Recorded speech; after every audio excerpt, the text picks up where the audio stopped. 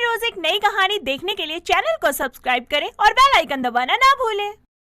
पूर्वी ऑफिस जाने के लिए बढ़िया सा सूट पहनकर तैयार होकर अपना पर्स लिए ऑफिस के लिए निकल जाती है और जैसे ही मुंडका की मेन रोड पर आती है तो देखती है कि पूरी रोड पानी से लबालब भरी है, जिसे देखकर वो मुंह बनाते हुए कहती है, ओहो, इस मुंडका की मेन रोड का तो बेड़ा गर्क हुआ पड़ा है। अभी मैं इसमें तैर के जाऊं या गोते लगा कर जाऊं? ऑफिस के लिए लेट हो रही हूँ। एक काम करती हूँ, रिक्शा ले लेती हूँ। इतना कहकर वो अपना सूट बचाए पानी से बच बच कर रिक्शे के लिए कुछ दूर आगे चलने लगती है। तभी एक बाइक वाला रॉन्ग साइड से स्पीड में आकर उस पर पानी उछालते हुए जाता है, जिससे उसके नए सूट पर गंदे पानी की छींटे पड़ती है और वो गुस्से में कहती है, ये मुंडका के नलायक मुंडे ना सुधरने वाले नहीं है। रोड पे चाहे बाड़ी क्यों ना आ जाए, लेकिन इन्होंने अपनी फटफटिया को फुल स्पीड में ही चलाना है। इनको क्या ही बोलूं, मेरी तो मत ही मारी थी जो मैं नया सूट पहनकर मुंडका की नदी बनी हुई सड़कों पर निकल गई। अरे रिक्शे वाले! हाँ जी मैडम, कहाँ जाना है? मुंडका बस स्टैंड चलोगे? नहीं मैडम, हम माने जाएंगे। हाँ तो क्या जहन्नुम जाओगे? अरे चलो ना भैया। ठीक है मैडम, पर 20 रुपए लगेंगे। सड़क पर ना पानी भरने में देरी नहीं होती। आपके रिक्शे वालों के ना रेट बढ़ जाते हैं। हाँ तो क्या करें हम रिक्शे वाले, पानी में रिक्शा चलाने का रिस्क भी तो ले रहे हैं ना। हाँ ठीक है, खतरों के खिलाड़ी, अभी चलाओ अपना रिक्शा। 20 रुपए दे दूंगी तुम्हें। तभी वो रिक्शे में बैठकर वहाँ से चली जाती है। पूर्वी मुंडका इलाके में रहने वाली लड़की थी और उसके घर से कुछ दूरी पर ही उसका ऑफिस था। बारिश के दिनों में मुंडका की सड़कें पानी से लबालब भर जाने के कारण अक्सर उसे ऑफिस आने जाने में दिक्कत हुआ करती थी। एक रोज वो उछल उछल कर रोड क्रॉस कर रही थी, तभी एक बाइक के सामने वो आ जाती है और वो बाइक पर बैठे लड़के से कहती है, थोड़ी लिफ्ट मिलेगी क्या? थोड़ी मतलब बाइक की सीट को पकड़ने की लिफ्ट चाहिए क्या? अरे मतलब बस स्टैंड तक मुझे लिफ्ट चाहिए, ज्यादा दूर नहीं है। बैठ जाइए, मैं ड्रॉप कर देता हूँ। तभी पूर्वी फट से उसकी बाइक पर बैठ जाती है। बस स्टैंड तक पहुंचते हुए उनकी बातें होने लगती है और आखिर में दोनों एक दूसरे से अपना नंबर शेयर करते हैं। समय बीतता है और दोनों के बीच बातें बढ़ती है। साथ ही आते जाते कभी कभी विवेक पूर्वी को मुंडका बस स्टैंड तक ड्रॉप कर दिया करता था। ऐसे ही धीरे धीरे दोनों को प्यार हो जाता है और एक रोज पूर्वी अपनी सहेली अंकिता के साथ ऑफिस जाने के लिए बस स्टैंड पर खड़ी बस का वेट कर रही थी। काफी देर से बस न आने के कारण पूर्वी परेशान होकर कहती है, यार अंकिता, ये बस कब आएगी? मुझे क्या पता, बस वाला मेरा चच्चा लग रहा है क्या? मैं तो खुद खड़े खड़े थक गई हूँ। अंकिता यार, जिंदगी के आधे पल ना मुंडका के बस स्टैंड पर इंतजार करते ही बीत रहे हैं। वो भी किसका? बस का। और साली बस है कि आ ही नहीं रही है। मतलब हर जगह की बस आ रही है, लेकिन जहाँ जाना है वहाँ की नहीं आ रही है। अरे यार, अगर बस नहीं आई तो क्या रिक्शे से चली जाऊंगी, और कर ही क्या सकती हूँ। नौटंकी है पूरी, तू भी आ जाएगी यार, मैं भी तो वेट कर रही हूँ ना।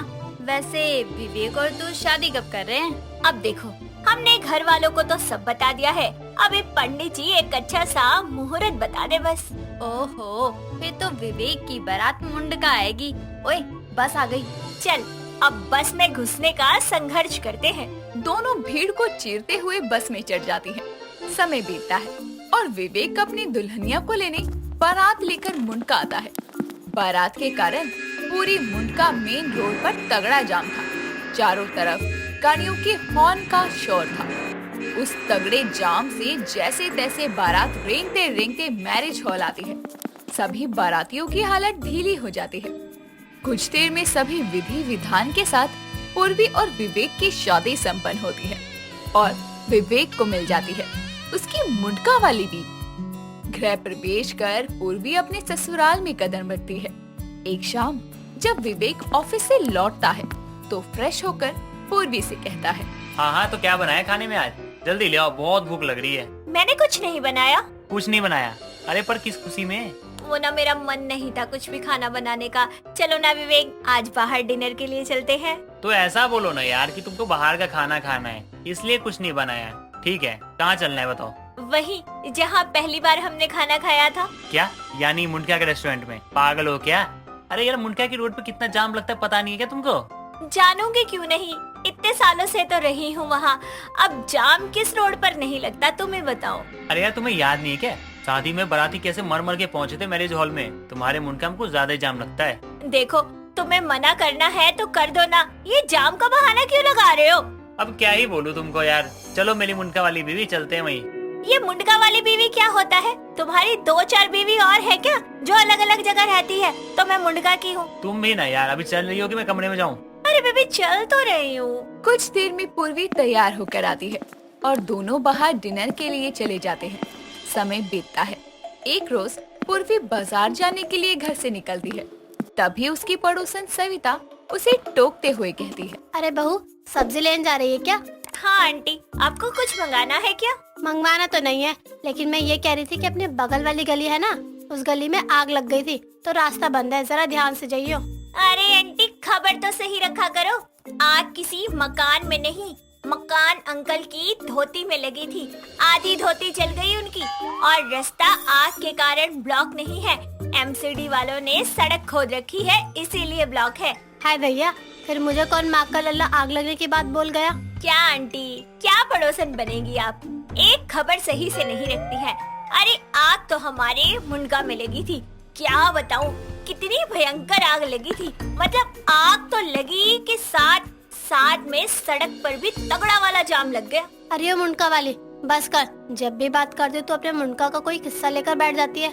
जा जा बाजार जा, देरी नहीं हो रही अब? अरे मैं तो जा ही रही थी, रोका किसने? हाँ, तभी पूर्वी बाजार के लिए वहाँ से चली जाती है। पूर्वी की कोई भी बात मुंडका की बात को बीच में लाए बिना पूरी नहीं होती थी। समय बीतता है। पूर्वी कुछ दिनों के लिए अपने मायके मुंडका रहने आती है और वहाँ जाकर विवेक को याद से कॉल और कोई मैसेज नहीं करती तो विवेक उसे फोन करता है। हेलो, कौन? कौन? मैं बोल रहा हूँ। मेरी आवाज भी भूल गई क्या? अरे तुम क्या कुमार सानू हो जो आवाज सुनकर पहचान जाऊंगी? नाम बताओ अपना। अरे मुंडका क्या गई, पति को ही भूल गई, वापस कब आ रही हो? ओ बेबी, तुम हो क्या? वो क्या है ना, भाई ने कल नया फोन दिलाया है तो तुम्हारा नंबर सेव नहीं किया अभी तक। नया फोन कहाँ से दिलाया?